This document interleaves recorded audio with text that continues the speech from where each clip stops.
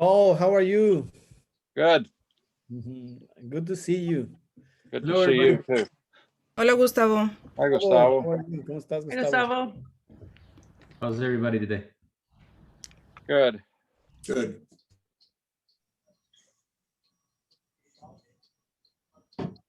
I sent you an email, Gustavo.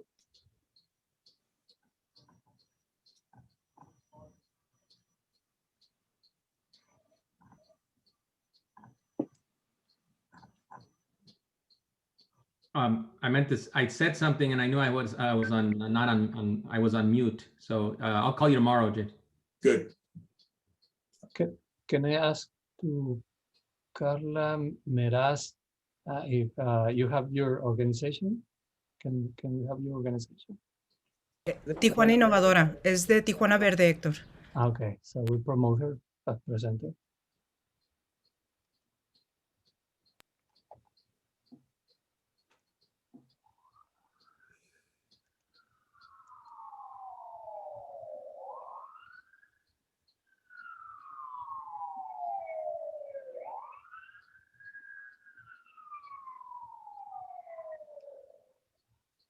I'm hearing those sirens, and it gets me back to the accident in Ciudad de Mexico yesterday.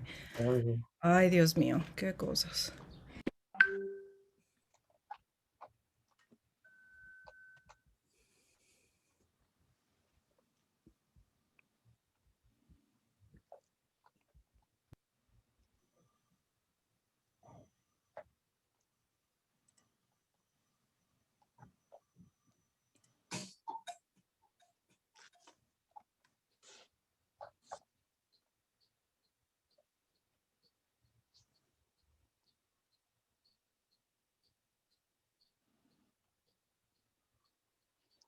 We have quorum, Chair Gangster. Okay, well, let's begin. And I'd like to review the process and guidelines for conducting the meeting today, which is virtual. For COBRO members, please note that you are not automatically muted by the meeting organizer, so you will have to mute and unmute yourself. In addition, when you'd like to speak, please turn on your camera or raise your hand by opening your participants panel on the Zoom toolbar and clicking raise hand at the bottom. And once you are seen, you'll be recognized at that time. Hector and the staff will have to take care of identifying people who want to speak because I'm on my iPhone and I really can't see everything on it properly. For members of the public who would like to speak on an item, please use the raised hand icon in the Zoom toolbar. When you're called, you'll be unmuted by Sandag staff. If you're calling in by phone, you may need to enter *6 to unmute yourself. After your comments, you will be muted by Sandag staff. If you're calling into the meeting, please press *9 on your phone if you'd like to comment on an item. All comments, whether emailed or live, will be made part of today's meeting record. Are there any questions about the process? Mr. Chairman, I see a hand from the public, Wendy Plasencia. Wendy, if you want to unmute. No, espérame, no. Déjalo toco acá en el chat.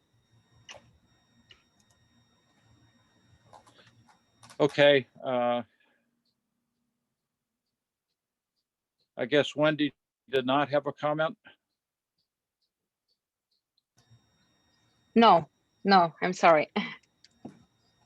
Okay.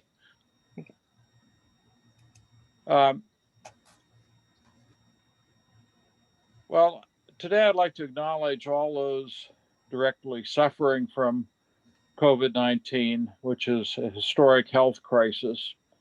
And from our particular border perspective, I want to recognize the thousands of cross-border frontline and essential workers that are helping us move forward. I hope you and your families are staying healthy and safe. And on top of the pandemic, we're also experiencing a global economic dislocation. Social struggles remind us that racial and social challenges are still resolved in our country. And also, we still have a humanitarian crisis right on our border with people fleeing other countries and entering or trying to enter the US. These, in addition to the other matters that we had discussed, such as border infrastructure, environment, and many others, have to be remembered. We certainly are living in extraordinary times, but at the same time, this is an opportunity, as it is our mission of COBRO, to explore opportunities. And today we have an agenda to reflect this. Let me move through the agenda then. Our first item is public comments. And if we have public comments, please raise your hand.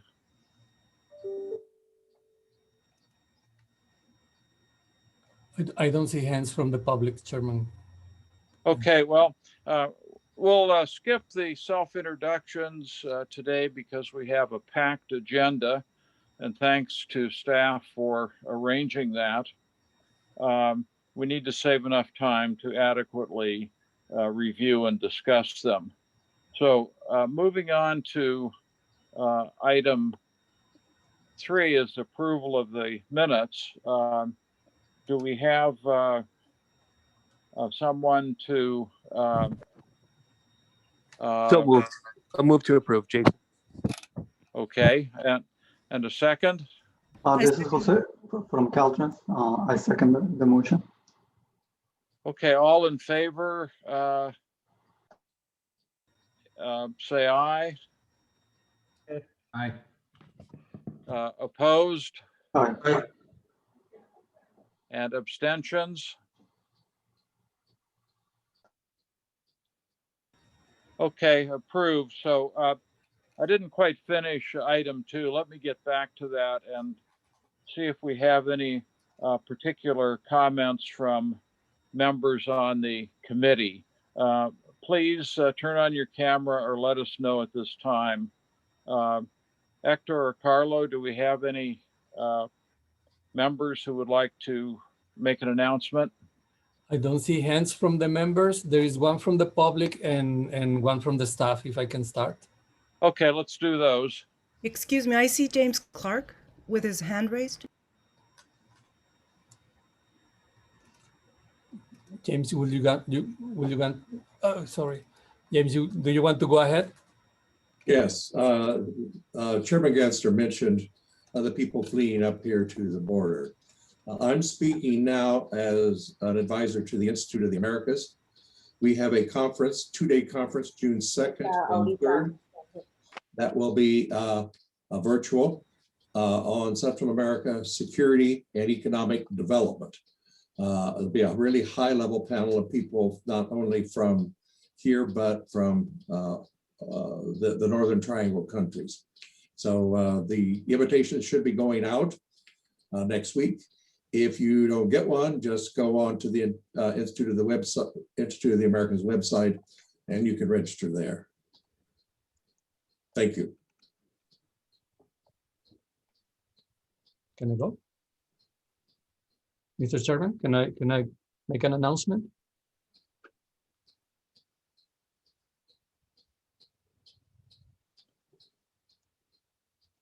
Hello?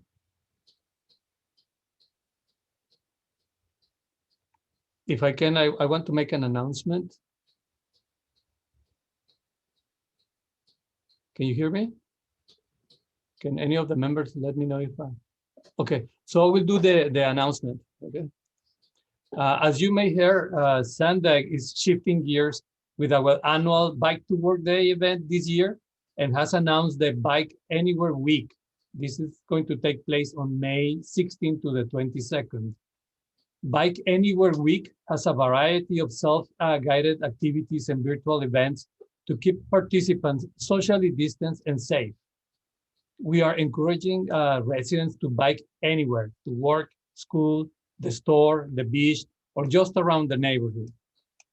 The Sandag Bike Anywhere Week t-shirt will be available for pickup to anyone who's pledged at 10 designated locations throughout the county between May 8th and 22nd.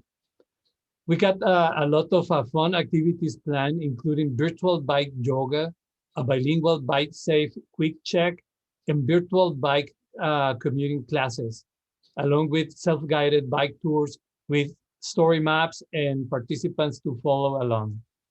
The joint Sandag on Thursday, May 20th. Please put it in your calendars at 11 a.m. for a webinar that will cover current and planned Sandag Regional Bike Workshop infrastructure projects.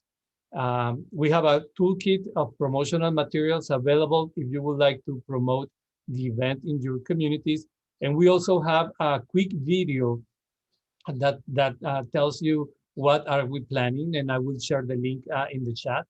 And also for more information, you can see details in the icommuteSD.com/bike anywhere. That's my announcement, Mr. Chairman. I think we lost our chair, but I see while he reconnects, I see a hand raised from the public, and it's Elizabeth Hensley Cheney and Daniel, if you want to speak.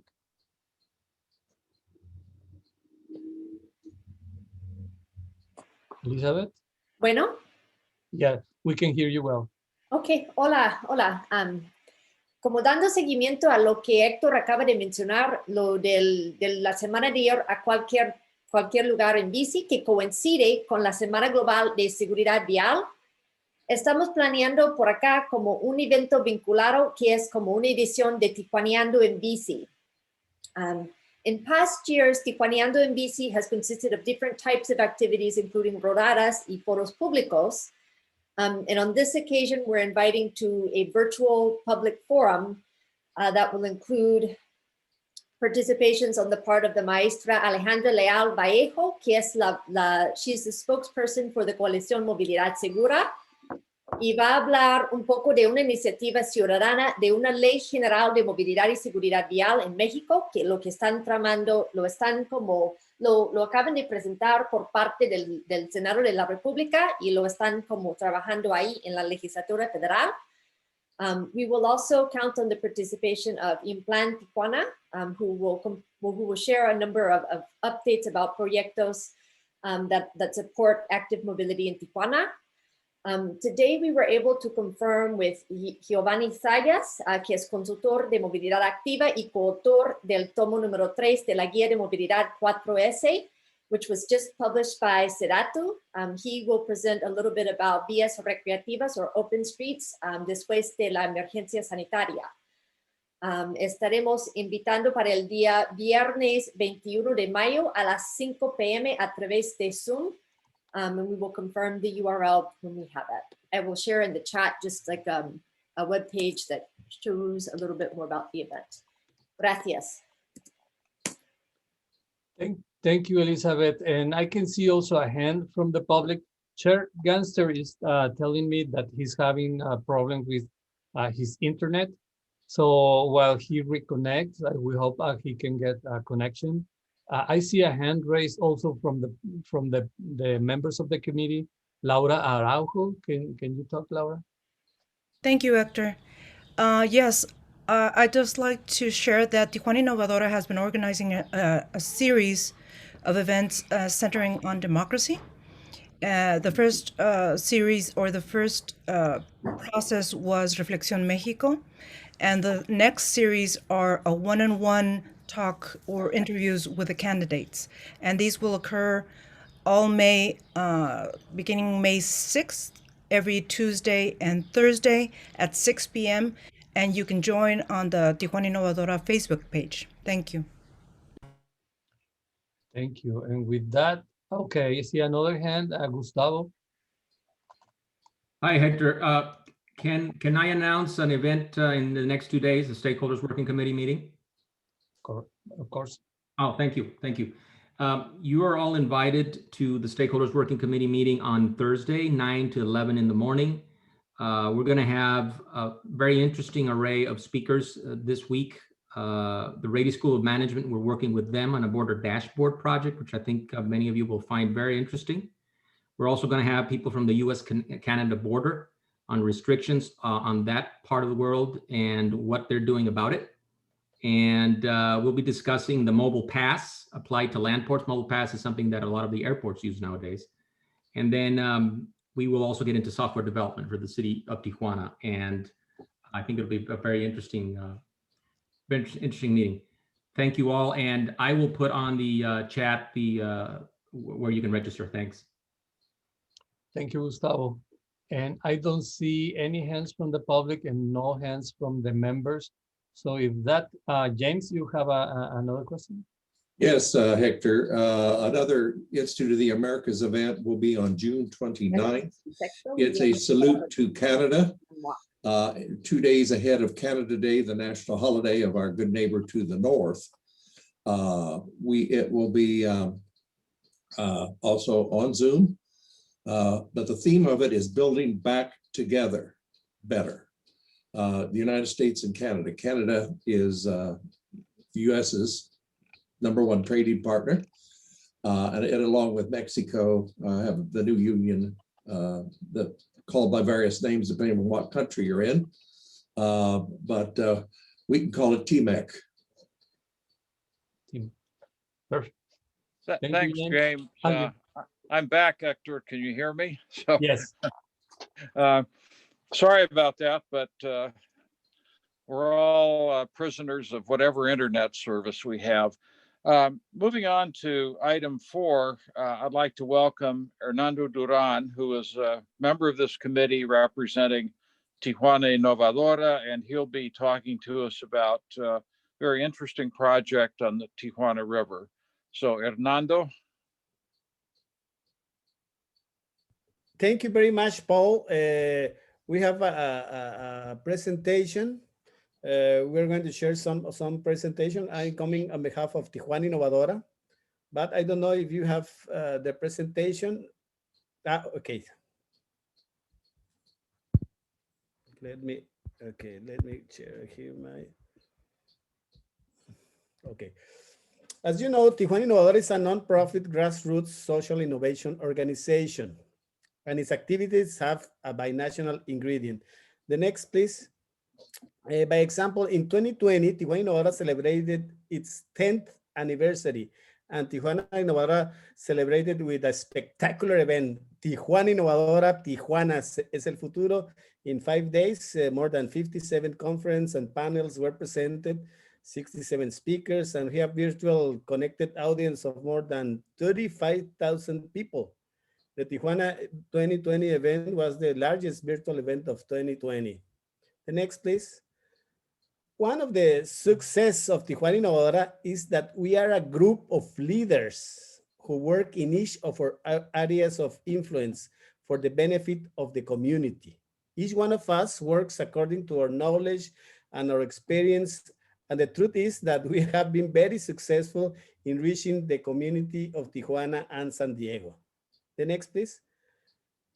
As you know, the structure of Tijuana Innovadora is very simple but very effective. We have 8 spheres, that we call it spheres or projects, that work in different areas. By example, Casa de las Ideas is dedicated to the prevention and education of vulnerable communities in Tijuana. Sinfónica Juvenil is a youth symphony of youngsters, a sponsor of Tijuana Innovadora. Paseo de la Fama is the Hall of Fame of Tijuana, where we honor the distinguished people of Tijuana in sports, leadership, culture, music, etc. Arte La Industria brings art to companies. We bring literally the art to the companies, schools, and maquiladoras in Tijuana. Thousands of people can reach the art in their work installation in the schools. It's a very success story, Arte en la Industria. As Jóvenes Líderes is another sphere, Innova Moda. I'm not going to explain each of the spheres, but we have a lot of information of these spheres. All these spheres are all served by how that we call nucleus, where we are supported in the administrative, financial, and legal part. That's one of the that's the structure of Tijuana Innovadora that, as I said, it's very simple but very effective. The next, please. The next, okay. And then we have Tijuana Verde, which is the one that I coordinate. Tijuana Verde is one of the 8 projects of our spheres within Tijuana Innovadora, and our efforts are focused on combining the community, academia, and private initiatives to participate in projects that support and promote the conservation of the Tijuana-San Diego region environment to ensure a better quality of life for the residents of this part of the world. The next, please.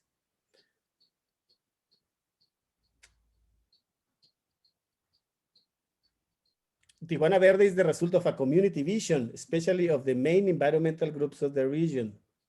A vision that is presented through our main forum, the Green Agora, where more than 35 groups, mainly environmentalists, as well as education institutions and government officials, have been meeting since 2015, alternately in Tijuana and San Diego. The next. And it was during one of these Green Agoras last year that the Tijuana River Initiative was created, a citizen movement focused on rescuing the Tijuana River. The solutions that the initiative will propose are long-term, 20 to 50-year solutions, and we, the citizens, have to ensure that they are carried out. Next, please. As you know, the Tijuana River for decades has suffered the impacts of the accelerated and irregular urbanization process of Tijuana that can be seen in sewage water running into the river, presence of solid waste, informal settlements, among other big problems. So the river today finds itself in a very critical situation that is synonymous with environmental, urban, and social degradation, affecting not only the city of Tijuana, but also the San Diego area and our Pacific Ocean. The next, please. As an initial framework for this action plan, we have defined these 5 general objectives of the Tijuana River Initiative. Restore the river to solve permanently the sewage and solid waste problem. Generate open spaces. For example, we can build a linear park that will cross half of the city. Connect the city. The river can become a mobility corridor and connect the city east to west and north to south. Build community, create value. All of these steps will increase property value and bring new opportunities for urban development, tourism, and economic growth. Next, please. Our vision is a Tijuana River that becomes a binational natural and cultural heritage, the environmental and sustainability mobility corridor of Tijuana, and a world-class destination for recreation, social activity, and reconnection with nature that will improve the quality of life for our communities. Next, please. The next slide, please. Other cities in the world are making enormous efforts to transform their rivers with remarkable results. So if they can do it, we can also make it possible and become an international reference on binational cooperation. The common denominator of success stories in other parts of the world is an active citizen participation. The next slide, please. So we are truly convinced that it's through active, unified, and strong civic engagement that we will be able to achieve a better future for our river and our city. So that is why since October of last year, we have been working on bringing about this grassroots citizen-led initiative formed by a partnership of institutions, non-profit organizations, and people that share a common vision to bring a new life to our Tijuana River. We have created supporting signatures for a manifesto for the Tijuana River. We have been working together on building a common vision for the river. We are currently in the process of continuing to generate alliance with stakeholders from different backgrounds on both sides of the border. Thanks, Paul Ganster. He's helping us very much in this initiative. Thanks, Paul. And organizing, creating a fundraising strategy and preparing an action plan. Right now, we are in the legal process of making a formal nonprofit organization in Tijuana. The name is going to be precisely Iniciativa Río Tijuana Asociación Civil. With the main objective of that organization is that we have a formal organized legal organization that all the persons interested in working with the Tijuana River restoration can be a part of the organization in the near future that we are promoting, and in the near future, we are promoting the formalization of an American counterpart organization. The next, please. So the river brings us together. The next.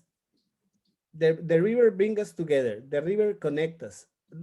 Transforming our river will contribute to improve health and wellness for people, reconnect us with our natural ecosystem, and inspire us to build a better future for our city and for our binational region. Thank you very much. That's my presentation. Thank you. Thank you, Hernando. That's really excellent. That's a terrific initiative, particularly a citizen-driven effort to remake the face of Tijuana, and actually the core of Tijuana in many ways. Yes, yes, thank you, Paul. This is that all the people that want to be a new river can have help us in doing that, or bring their common work together. We can work together, because one of the problems is that the governments come and go 3 or 4 years or 5 years, and each new government come, or agency or official came with new ideas, and not a long-term ideas. We have to have a citizen evolution that can have the assurance that these projects can be held in the long term, to have a better community here in Tijuana and San Diego. Thank you very much. Thank you. Before we move on, do any members of Cobro have any comments or questions? So a hand of Gustavo, but yes, Gustavo de la Fuente. Yes, just a simple question. Hernando, thank you very much for that presentation. How are you funding this so far? Right now, Tijuana Innovadora is having all the my work and all the that we are doing, but that's not the purpose. The purpose is that the community is not a Tijuana Innovadora project. It's a community-oriented project. That's the reason that we are in the process of formalizing a new organization that all the people can be a part of it, and all the finance of the financiation of that project could be very meticulous and transparent to have how can we spend it. The first part of that is the planning process. It's a very wide planning process that we can have with a lot of persons that can help us in that purpose. Thank you. Thank you. Hector, do we have any more comments from Cobro or members of the public? I don't see any hand raised, Chair Ganster. Thank you, Hector. Thank you, Paul Ganster. Thank you. Okay, moving on to our next item 5. This is a continuation from our last meeting, which was the joint meeting with the Borders Committee, when Jose Marquez and Cheryl Mason presented the recently approved 2021 Border Master Plan. At that meeting, Jose introduced the concept of adopt a recommendation, and today Jose will help us review these recommendations, and we can discuss opportunities to keep this border master plan moving forward. Jose? Well, thank you, Mr. Paul Ganster, and for your words. And good morning, everyone. I'm happy to be back today. And today we're going to need your help. We don't want this plan to stay in the shelf. And maybe, can you pull up the PowerPoint presentation, please, Carla? Like Paul was saying, we presented the Border Master Plan update, the recent update a couple months ago. It was finalized, and we don't want this plan to stay in the shelf. We're asking you to help us implement the BMP by guiding the development of at least one of its recommendations or a particular action. So today we would like to this committee to discuss and adopt one of the recommendations or actions of the Border Master Plan. Next slide, please.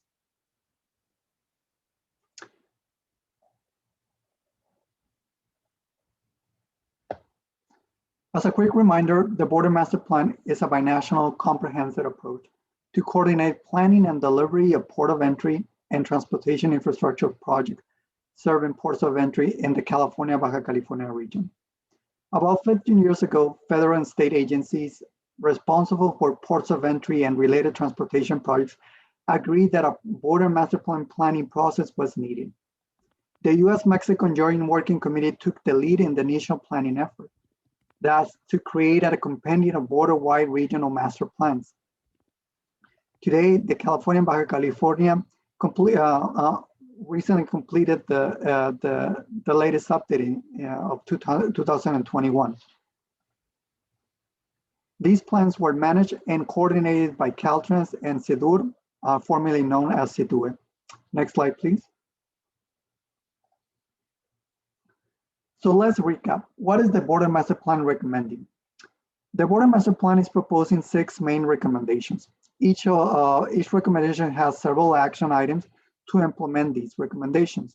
Today, we're going to go over them and review them in detail. And we hope to get your feedback and input as we develop and implement an implementation strategy for the Border Master Plan. Next slide. The first recommendation of the BMP is to establish a process for future updates and maintain a binational coordination. This will be implemented by the following actions. First, developing an annual Border Master Plan status report. Second, developing a process for a 5-year and an annual work plans for the Border Master Plan. Third, identifying funding opportunities for future Border Master Plan updates and establishing a tracking process. Next is identifying a new policy and or legislation issues, trends, and funding realities and opportunities impacting the Border Master Plan process. Fifth, incorporating planning efforts by other agencies into the Border Master Plan process. And sixth, encouraging agencies to incorporate sustainability principles into their planning studies and efforts. Next slide. One of the actions that we would like to do is to develop an annual Border Master Plan status report. Think about it like the status of the border. This status report includes information on border metrics, such as border wait times, performance metrics, project data updates, and information from the data portal that we can develop. As part of this effort, annual meetings may be convened to report a project updates and amendments. An annual survey may be conducted in place or in addition to an annual meeting.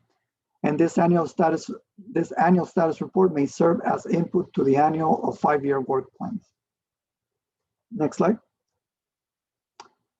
The next action item is under this recommendation is to develop a 5-year and an annual work plan for the Border Master Plan. Work plans may include priorities and phase actions by year, given the recommendations in each Border Master Plan update. Next. Under the same recommendation, funding opportunities to specifically fund the Border Master Plan will be identified and tracked to allow the border master plan update to be conducted every 4 to 6 years. And right now we don't have any funding mechanisms to do any binational planning. So we need to identify funding sources that can help us develop and keep this border master plan process every 4 to 6 years. Next. The fourth action under this recommendation is to explore opportunities for aligning the border master plan with federal and state initiatives from Mexico and the US. To give you some examples, I can just mention some trends in California, such as equity, addressing environmental justice issues, and meeting our climate goals. So we have to start thinking, how can we align these trends with our border master plan process? Next. The fifth action under this recommendation is to incorporate planning efforts by other agencies into the border master plan process. We'll need to explore opportunities to align the border master plan with federal, state, and regional local initiatives, like the Big Five moves here in San Diego. Next, are there any questions so far on recommendation number 1?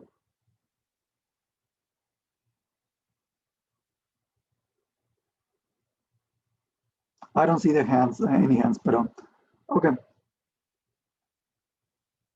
Next slide, please.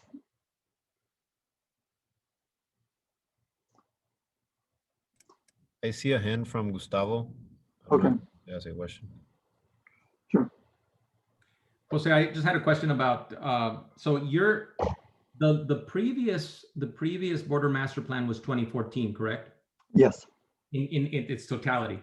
So now what you're saying is that we would have a yearly, not necessarily the same scope of work, but something that would update it every year, that wouldn't require so much time as the 6-year or 5-year plan.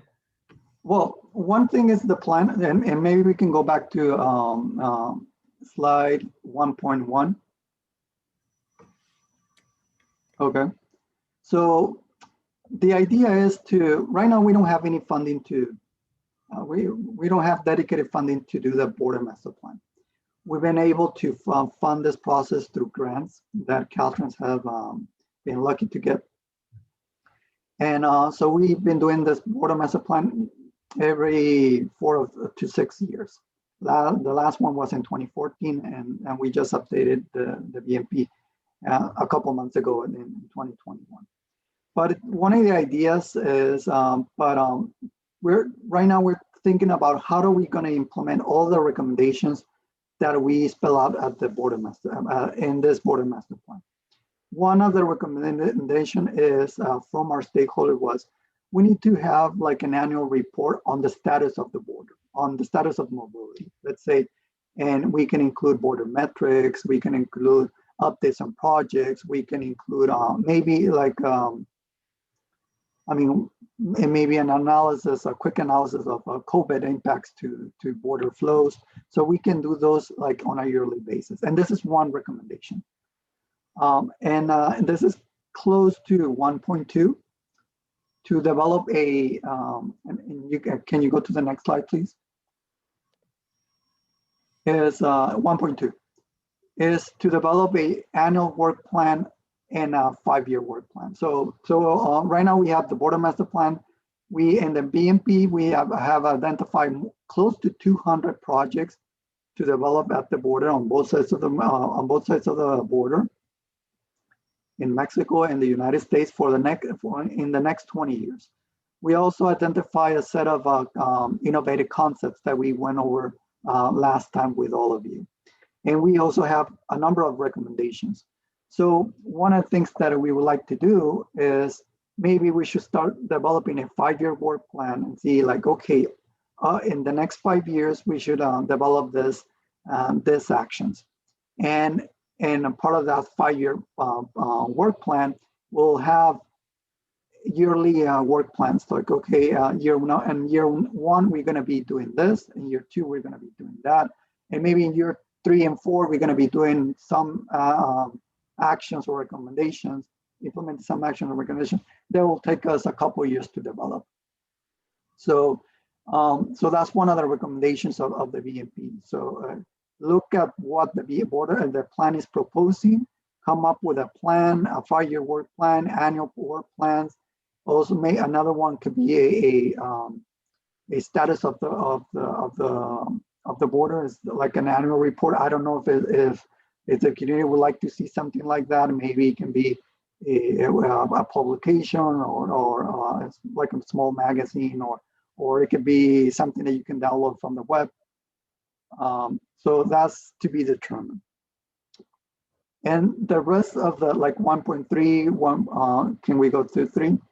Is other recommendations to identify funding opportunities. 4, next, is keep looking at different, aligning the border master plan and also binational planning with current trends and priorities at the state level in California, and also, but also at in Mexico. What are the priorities in Mexico? And I mentioned a couple of those some examples that right now the state of California is very eager to look at, like equity, addressing environmental justice issues, climate and meeting our climate goals. And those are particularly some interest that the state of California and also this region have. But we also have to align with the priorities from that Mexico have. 5 is also we trying to incorporate it and planning effort from other agencies into the border master plan issues, into the border master plan process. And 6 is include sustainability elements into planning efforts at the border. I mean, and the previous presentation, I think it was like a perfect example of trying to include sustainable initiatives into binational process. And I don't know if I answered that was a long answer, I think, so, but hopefully that clarified everything.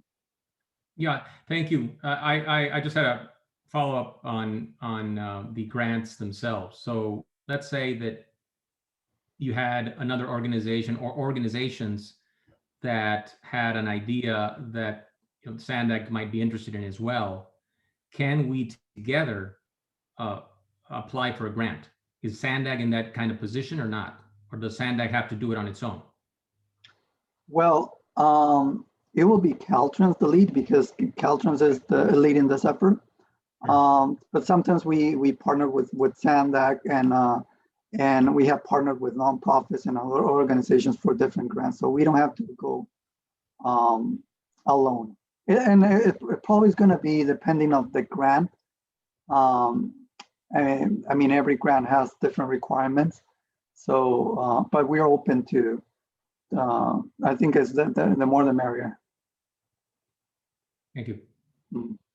And next slide, please. 2. This is the second recommendation of the border master plan. And I think this committee could have an important role in this recommendation.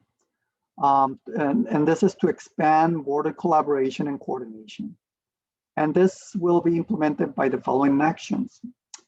Explore cross-border collaboration and identify frameworks options. 2, explore opportunities for binational public outreach.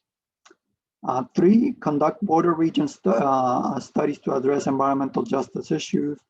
And 4, establish binational performance metrics.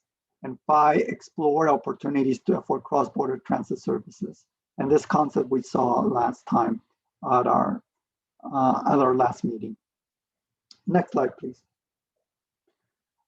Under this recommendation, and this action may include a study of the methods and approaches to cross-border collaboration and coordination. So we're really familiar with the different forums and committees that we have at the border. Maybe one of the recommendations from the border master plan is maybe look at what we have right now and see what are the strengths and what maybe the weakness and opportunities that in border collaboration, what we need to improve in these methods of collaboration. So this is one of the recommendations of the border master plan. The next one explore opportunities for binational public outreach. This one, and we have, since the first border master plan, it was kind of like it was a really daunting task. Back 20 years ago, there was over 30 agencies that had some role at the border. Everybody had their own vision and mission and different priorities. And through the border master plan process, what we were able to do, it was to come up with a common goal, common priorities for the border regarding improvements of our ports of entry and major transportation facilities that connect these ports of entry. But one of the things that we were trying to do and expand is the public outreach and starting engaging the public sector, academia, and the private sector in this process. So that's another thing that the Border Master Plan is recommending us to do more. 2.3 is conduct. We will also like to conduct border regional studies to address environmental justice issues. This is a topic that is a lot of our partner agencies mentioned that we need to start looking at the impacts that binational travel has on the surrounding communities, like San Isidro, Otay, or the colonies that are right next to the ports of entry in Tijuana. So we need to start thinking about the people that live right next to this type of infrastructure. Next slide, please. We also need to, we need to start measuring our success and shortcomings. We would like to establish a comprehensive performance measures. Performance metrics may include those related to transportation, to the environment, environmental justice, and those linked to Border Master Plan goals and funding opportunities. And I think this is something that we really need to start thinking about. Is how do we can not only think about our border transportation system or our financial transportation system as just border delays. Is more than just border delays. There's other impacts that we should start measuring and tracking. Next slide. At our last meeting, I presented this concept to explore the opportunity for a real cross-border transit service, a transit service that does not stop at the border.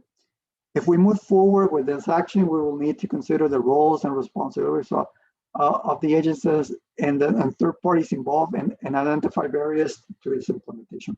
Like I mentioned at our last meeting, we have examples of cross-border transit services in cities like El Paso and Ciudad Juarez.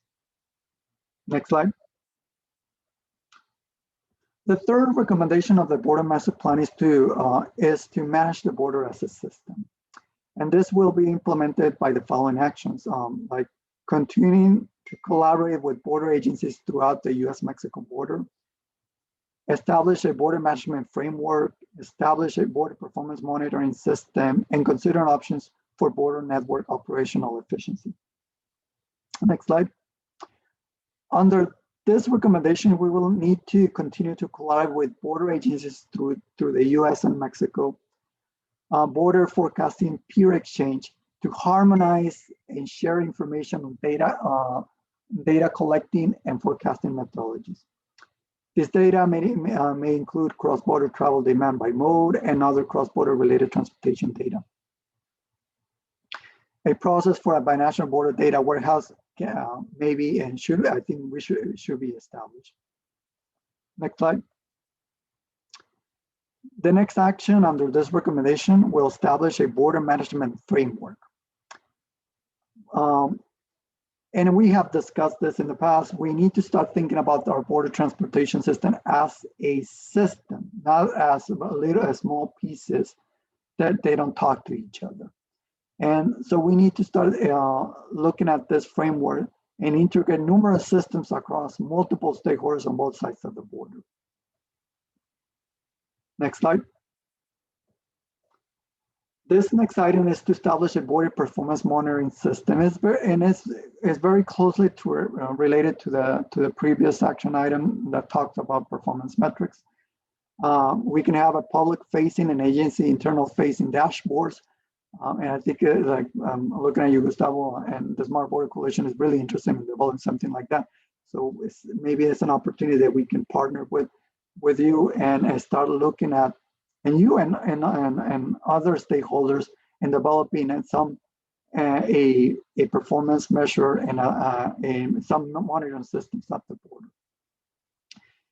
We will have to develop also performance indicators to see how we're doing on different performance metrics, and have all this information be shared with the public and different entities and agencies. Next slide.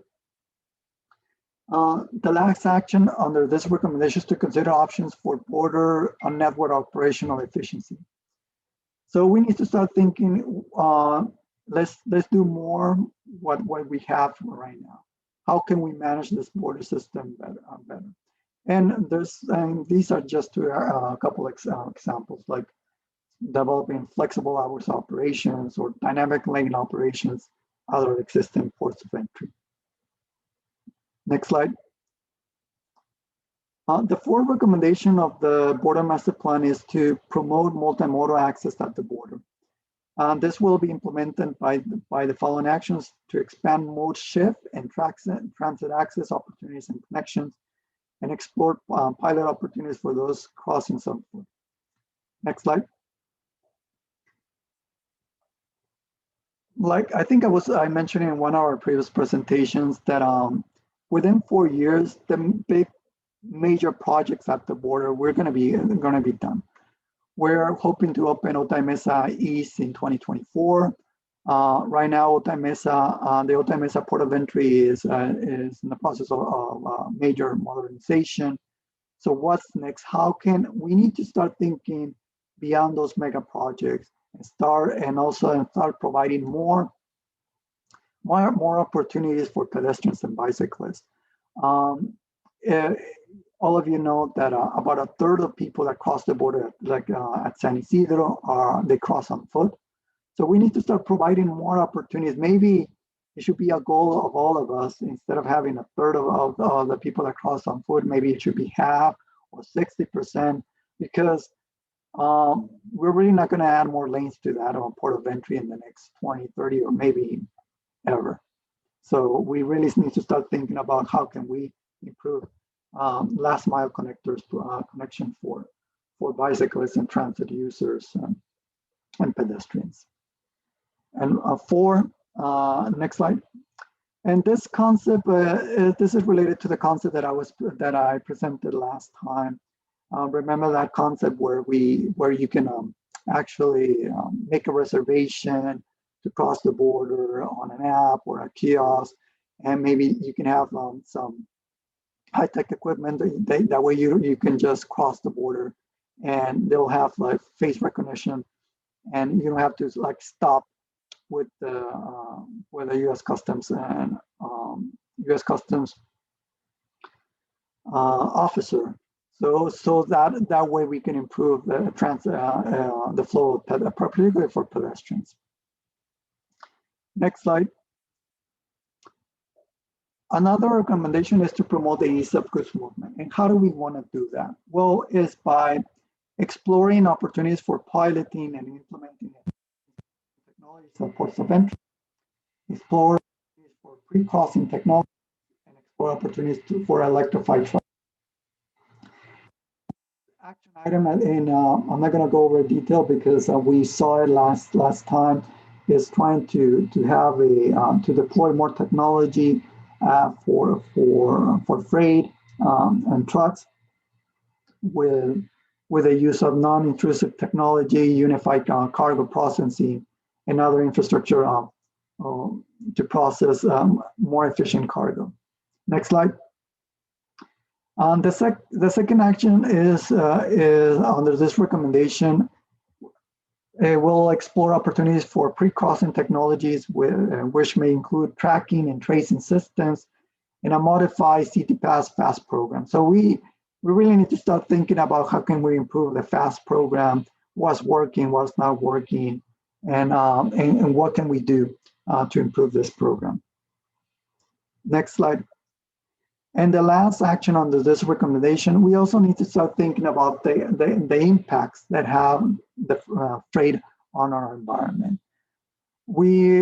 I think the next 20, 30 years, we're going to be start thinking about 5.3. Can we go to the next slide, please? How can we deploy zero emission technology for trucks in the future, and include this may include electrified truck stops and charging areas. Next slide. And our final recommendation is to provide framework and prioritization for border efforts. This will be implemented by the following actions: develop prioritized white papers for future border enhancements, develop a scope of work for a binational transportation model, reevaluate criteria for border projects, and explore opportunity to expand functionality of the data portal that we already developed, and identify and continually track funding opportunities for binational projects. Next slide. Under this recommendation, we would like to prioritize border-related white papers. In this border master plan, we did 3 white papers, one to improve the flow of people, goods, and also for collaboration and coordination. So these white papers help us think outside of the box. So one of the things that border master plan is recommending us to do is to start thinking about innovative ideas that we can implement at the border. Next slide. Another recommendation is to develop a binational transportation model scope of work, and right now we don't have a binational model that tell us origin and destination, purpose of trips that is accurate. Next slide, please. Under this action, we will also like to reevaluate the ranking criteria for border projects. In 2000, we developed a ranking and evaluation criteria for binational projects in 2008. It was refined in 2014. We used the same approach in the 2021, but that criteria, one of the things that we realized is that most of this evaluation criteria needs to start including more environmental justice issues and climate change concepts in evaluating projects. 6.4 is, and the fourth action is under this recommendation, is to explore opportunities and expand the functionality of the border master plan data portal that we developed. So we need to build on the progress that we made on our current data portal and continue to expand the functionality to benefit future border master plan updates. Next slide. And the last action under this recommendation will identify and track funding opportunities for binational projects. So that's very important. We always like hunting for the money. So we need this, and this needs to include identifying funding opportunities in both the US and Mexico, and setting up an effort to continually track those opportunities. Now I would like to open our discussion for questions or comments, and I would like to hear your feedback as we develop an implementation strategy for the border master plan. So we do have a few minutes for questions and answers. So please turn on your camera, and Hector or Carlo can call on you. Chairman Ganster, we have 2 hands raised from the members. Jason Wells will be followed by Laura Araujo. Hey, good afternoon, everyone. I don't mean to rain on any parades. I have a question in what we think the effectiveness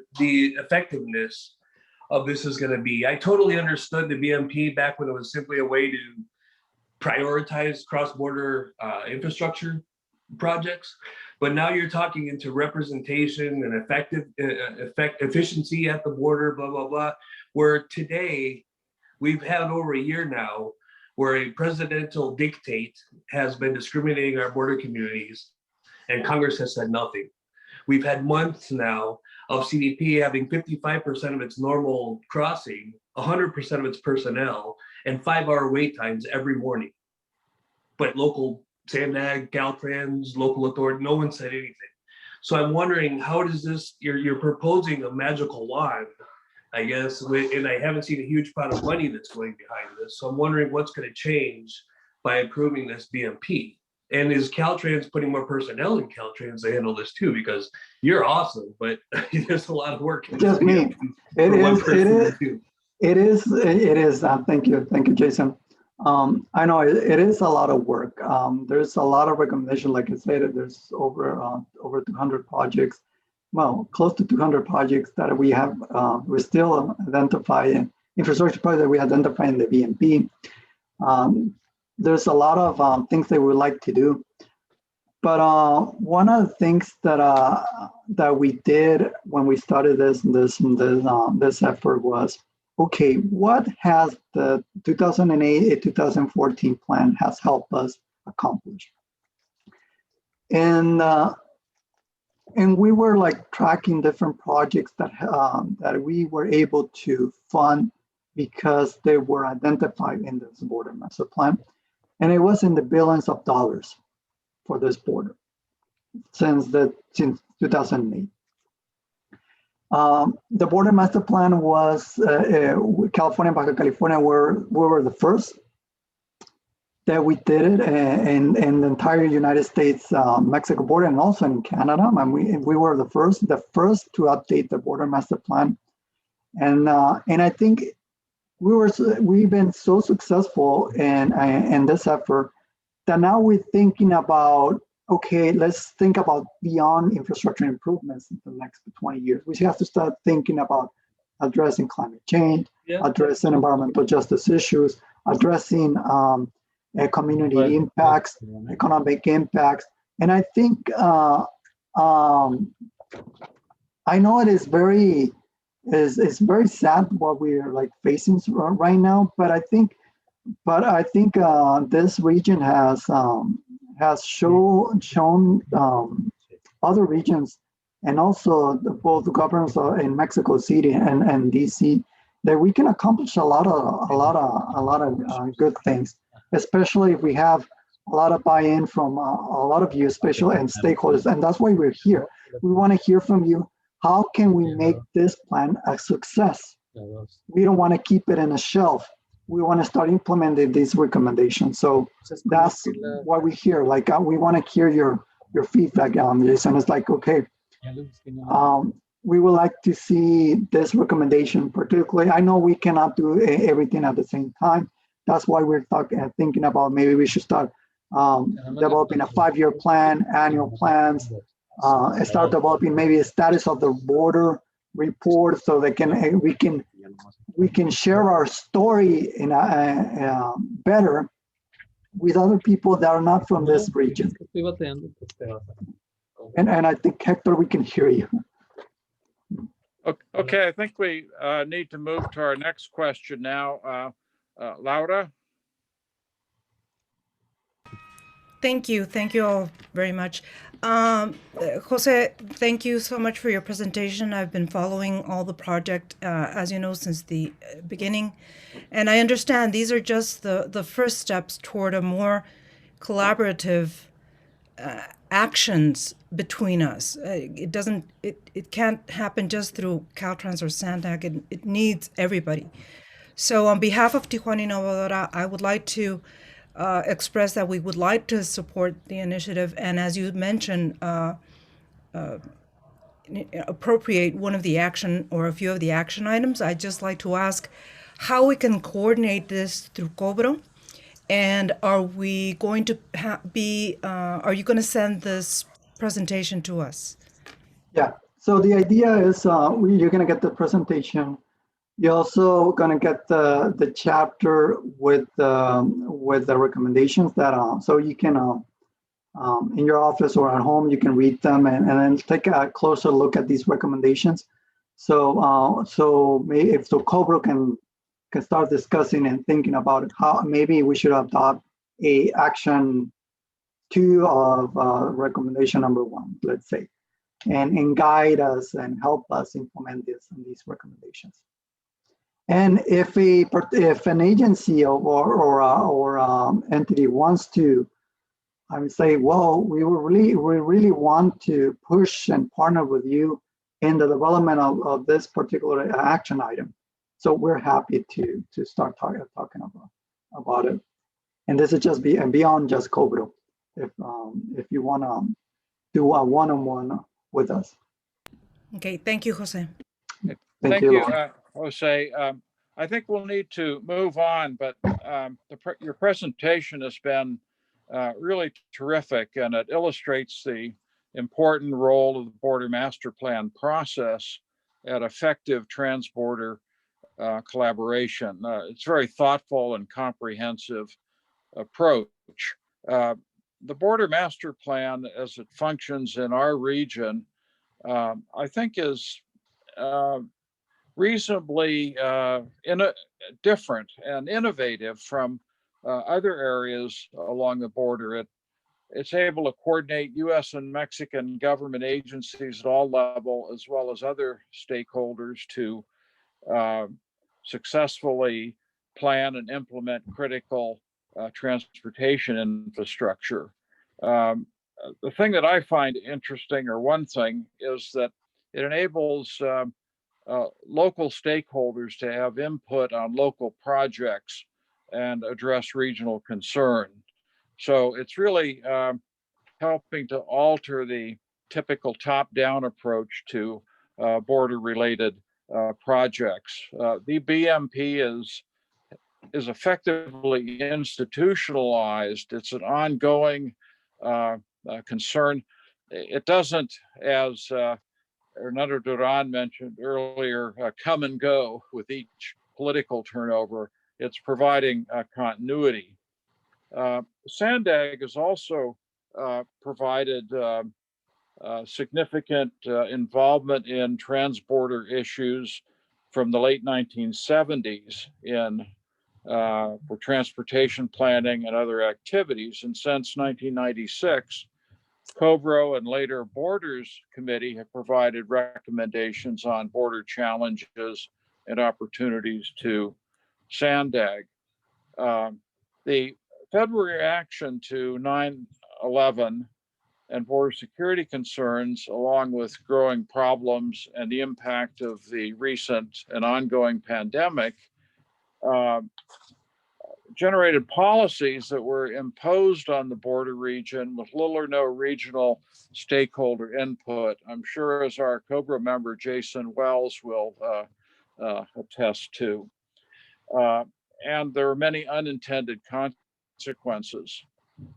These events and policies expose the lack of a coordinated San Diego-Tijuana transborder regional voice and the reactive nature of local responses. Clearly, the Border Master Plan is an effort to get beyond a reactive approach to border reality, and so is Tijuana Innovadora. And I think a role that COBRO needs to play and should become involved in is thinking about how we can benefit from a more proactive, systematic, and consistent approach to developing a binational consensus on challenges and opportunities that we face. And we need to institutionalize transborder cooperation for these purposes and really to move our region forward.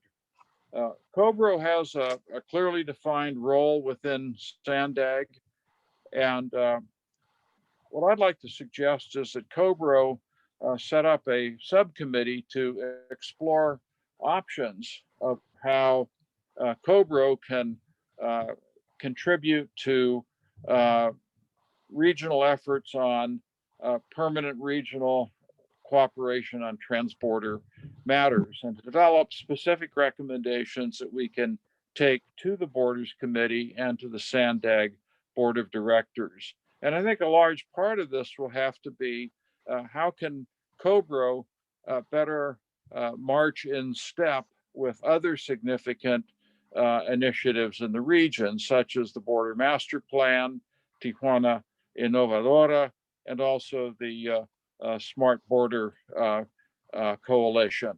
So I think each one of these entities has a role to play, but getting everyone thinking in the same way is going to be challenging. So I would propose that COBRO form a subcommittee of members and explore options and how we can facilitate SANDAG's role and also interaction with other efforts in the region. I think a way to move forward with this after hearing some discussion from COBRO members will be to get volunteers from COBRO who are willing to spend a little time working on this so we can come back with more specific ideas for COBRO to discuss and move on up the ladder in coordination with whatever else is going on in the region. So do we have any comments from the public or from COBRO members on this proposal? There is one comment from the public and one comment from a member. Miguel Aguirre from the public, and will be followed by Gustavo de la Fuente. Miguel? Yes, can you hear me? And can you be brief? We need to give time for another presentation, please. Yes, am I on? Yes. Yes. Okay, I can't seem to get the camera on, but Jose, that was an excellent presentation.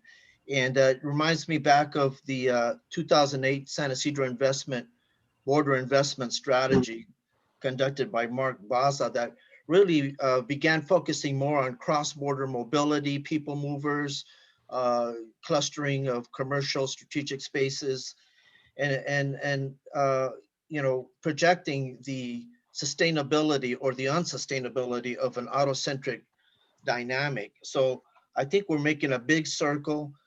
Border Fusion Group and bfusion.org are entities that, of course, have been promoting such narratives of cross-border smart growth, strategic use of the pedestrian environment as a long-term solution to a lot of the issues that plague the cross-border dynamic, including, you know, I think Hernando touched on it too, Paul, that the citizen-driven engagement needs to bridge the turnover of political parties, especially on the Mexican side. And if we're going to have a true collaboration, we need to bring it from the ground up. So I applaud this BMP annual update and metrics reports. There's a number of issues that are rising on the horizon, such as social equity, that I think squarely land on port of entry communities, issues of transparency that need to be vetted, and stakeholders need to feel like they have a voice and they're going to be heard. And I mean, it's not really difficult to understand. We're talking about strategic use of land and a value-added platform for economic development in the future. The current paradigm just simply isn't sustainable, driving away from the border to sustain economies that are removed from the border. There is an opportunity here in the cross-border dynamic to really plan global best practices. So again, thank you, Jose. Thank you, Miguel. We'll have to move on to Gustavo's comment and then move on to our final presentation today. Paul, I just want to thank you for bringing up the task force. I think the Smart Border Coalition would be happy to participate. There's a couple of things that I would say that we need here, as everybody's is speaking about very interesting items. One is the accountability factor, accountability for Customs and Border Protection. We need to have them in the room if we're going to do anything. And I think I'm speaking to the choir, but we really have to get them in the room. If we don't get them in the room, if Sandag, Caltrans, and some of our organizations cannot get them in the room, it's going to be difficult to get some of these efficiency projects going. I speak to you from experience as well, that it is quite a rigmarole to get through, and we have to get through. We're not getting through, and for many things we don't get through. And one of the things that Jose was talking about, which was equity and this whole concept of inclusion. The traveler experience at the border is horrendous. It is horrendous. It continues to be. I mean, I'm not saying that, maybe 8 out of 10 times we don't have any issues crossing, right? There's not much of interaction, but I think that's the traveler experience and the technologies, that's fine. But that experience brings up the concept of accountability. We have to hold CBP accountable. Otherwise, it's going to be difficult to implement. Okay, thanks. And we'll look forward to you participating on our subcommittee. So other COBRA members who are interested, just send me a note or one to Hector and we'll move forward to that. So we need to move to our final presentation of today, which is will be Michelle Morris talking about San Diego Tijuana World Design Capital 2024 submittal, and it addresses the really interesting question about design influencing human behavior. So, Michelle? Yes, thank you so much, Paul. And thank you everyone for this opportunity to spend this time with you and share a very exciting opportunity. I know several people on this call have been a part of this so far, so it's great to see you. My name is Michelle Morris. I'm the president of the Design Forward Alliance, as well as the associate director of the Design Lab at UC San Diego. I'm joined by my colleague, Ali Hussein, who is from he's also the vice president of the DFA, as we call it. And he's the senior vice president and head of user experience and design at American Specialty Health. So Ali, thanks for being here. So can you see your presentation, Michelle? I can see it, yes. Yep. Okay, next slide, please. Thanks, Hector. So just a couple of words about the Design Forward Alliance, just so you understand the paradigm that we have. We were started in 2016. In fact, Ali is going to put a link in the chat for you to look at later. It's a 90-second video about that we did after a year-long discovery of trying to find out what design and innovation mean in our region. And we're really about promoting connecting and advocating for the value of design, connecting opportunities to people, and really just advocating for our region in general. Next slide, please. Actually, you can go ahead and skip to the next one, Hector. And to understand what the World Design Capital Initiative means for us, I'd like you just to imagine that it's 2040. I've been listening to lots of different things that have come up about, the challenges that we currently face. Gustavo, you just started talking about the traveler experience. Jason, you mentioned several things before. There's also the Tijuana River. There's a lot in our region right now. But if you could transport yourself to 2040 and just take a minute and think, what would I want to see, almost 2 decades from now? What would be important to me to see? And imagine it. And then the question then becomes, how do we get there? Jason, I know you just asked that question. How do we operationalize this? And so next slide, please. In addition to all of the efforts that COBRA is making and all the organizations that you represent and the networks that you have and the initiatives that you're doing, we think that the World Design Capital designation in 2024 could be a catalyst to get us to that vision of 2040 and beyond. Next slide, please. So what is this thing, this World Design Capital? Well, it's a designation that's given by an organization called the World Design Organization. The website, Ali can put it in the chat, it's wdo.org if you want to know more. But it really, as you can see here on the slide, it recognizes cities for their effective use of design across the spectrum of design. So from visual and the built environment through to organizational design and program design and design strategy. It showcases best practices. We've heard lots of talk about that. Miguel, you just mentioned best practices. How do we get there? And really, they target mid-sized cities that are experiencing growth and positioned really for this very intentional strategic advancement. Next slide, please. For us, it's about action and impact. So yes, it's nice to get a designation. Yes, it's lovely to celebrate. We really care about, as I can tell from the group of people on this call, those that I don't know in particular, because I already know for the few that we've worked with, it's really about action and impact for you as well. Next slide, please. If we get this, we will be the first US city designation on the San Diego side. But the most important thing is we'll be the first binational dual city host, because we don't see San Diego without Tijuana. We don't see Tijuana without San Diego. And so we think this is really, really valuable. And you can see that we'll join this cohort of other cities that are quite exceptional. Next slide, please. So you might be thinking, why design? Even in how you set this up earlier, is about like, what, design. What is that? What would this have to do with what we're talking about in Cobro? Well, next slide, please. We can tell you the design, everything is designed. It's everywhere and it includes everyone. But that doesn't feel like it really gets to the heart. Next slide, please. So there's two ways to think about this. In our region alone, this is just a smattering of the actual craft and practice and expertise of design that is flourishing in our binational region. Next slide, please. Another way to think about it, though, too, is that designers, in the way that they think, again, across that spectrum of design, we've got deep, broad community connections. And that's not just the general community, that's business community, that's the political community, law enforcement community, any communities. We spend a lot of time with people because we're human-centered. There are a lot of skills and experience. We are operational resources that can help translate policy to practice. Just thinking about the comment that you made earlier, Jason, how are we going to do this? What resources do you have? We've got an army of people that are ready and willing and have skills and expertise that can help you to do what you're trying to do with Cobro. Next slide, please. We say in design, if you don't design forward, you're probably going to live backward, meaning you're going to stay in the past or you're going to move very incrementally. So how can we really drive forward? Next slide. Here's the vision. Next slide.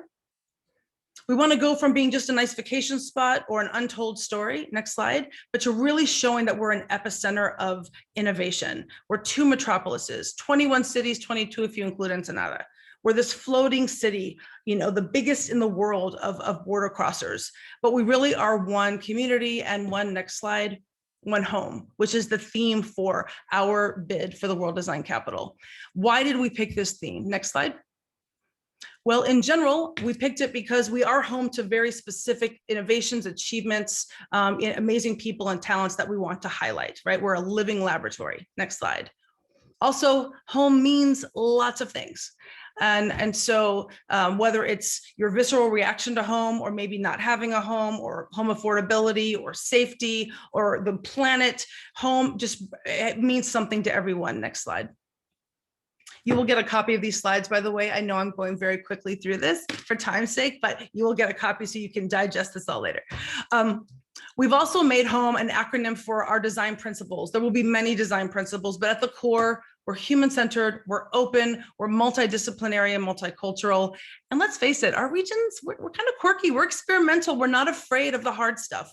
Take Cobro, for example. You're here talking through this, asking the hard questions. We're collaborative by nature. And so we want to show the world what everybody who lives or works here or even visits knows. Next slide, please. Here's the plan. So there are 3 opportunities around which we think we can implement the World Design Capital should we get this designation. The first is legacy project areas, which we'll talk about. Legacy meaning building off of what's been done and moving way past 2024, really transforming our region. The second are World Design or WDO, World Design Organization signature events. And then of course, the more the merrier. This is collective ownership. Ad hoc participation is going to always be welcome and will be curated. Next slide. So we identified 10 legacy project areas. It's not limited to 10, nor does it have to be these 10.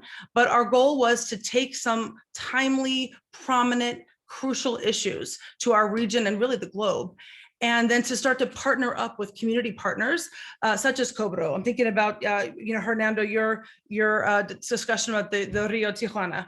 So, Smart Border Coalition, Border Fusion. How can we, Tijuana Invadora, how can we partner with existing efforts in some of these areas so that whether we get the designation or not, we are transforming the region. And this becomes a catalyst, hopefully with the designation, we think so, but even without. Next slide, please.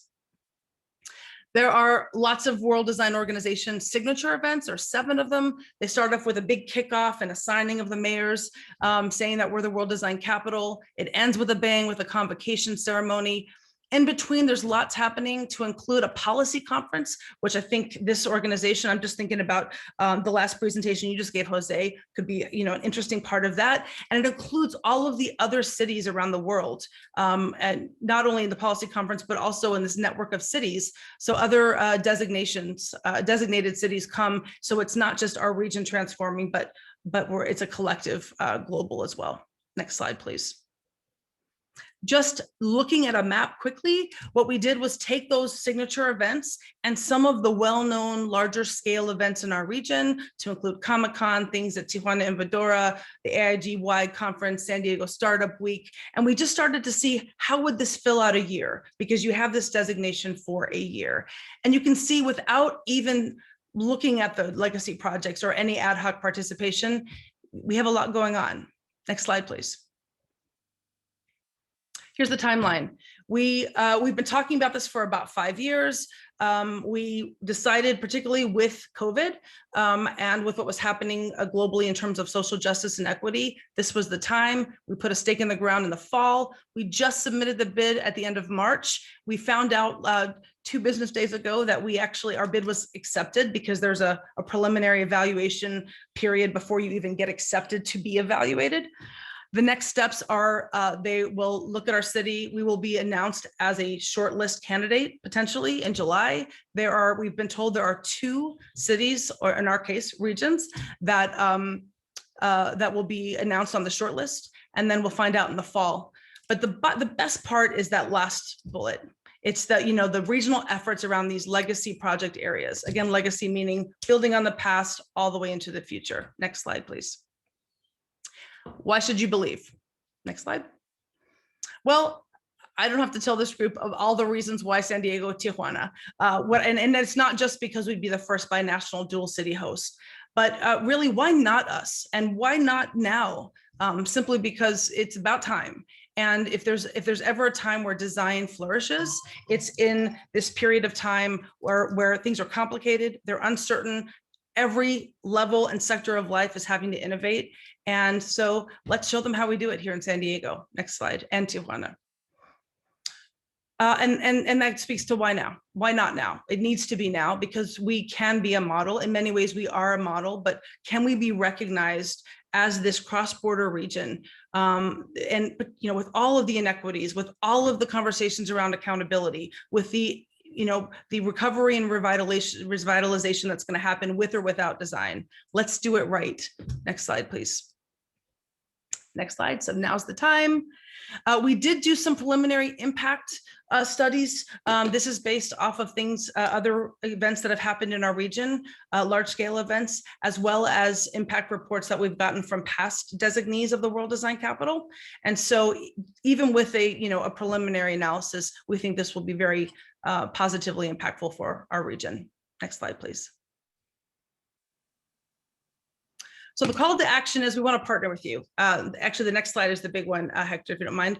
How can we leverage this opportunity, this being the committee for binational opportunities? How can we leverage this opportunity for your goals? Because design is not about adding to as much as it's about integrating with.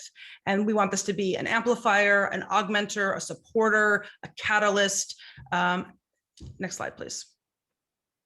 Here, just to give you a sense of some of the early endorsements, the list has since grown substantially, but we're trying to make this really collective, truly binational, and truly representative of who we are in our region. Next slide, please. And yeah, I would just say that Ali's going to put in the chat. We have I want to be cognizant of time. We have a video and a website. The video for the bid is on the website that's in the chat. If you need any more information, please feel free to email home2024@designforwardsd.com or contact me directly. We are here to serve and we're really excited. Thank you. Well, thank you very much, Michelle. Terrific presentation, great initiative. And I think we might have time for one comment from a COBRA member if someone has a comment or a question. There is a hand raised from the public. Is Miguel Aguirre?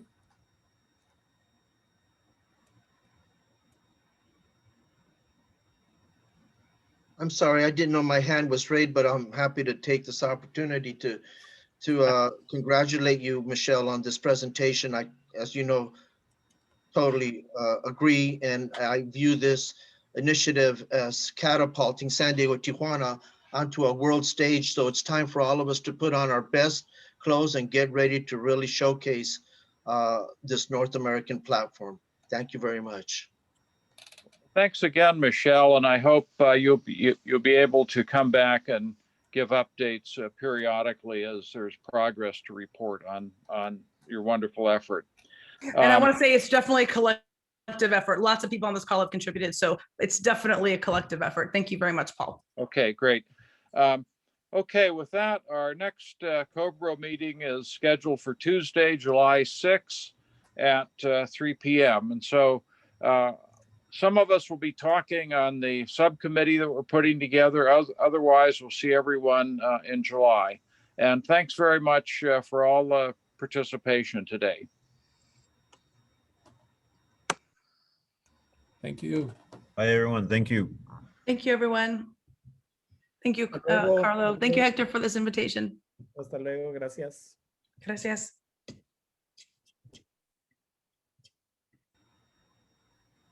Thank you. Carlos, ¿tú terminas esto? Sí. Okay.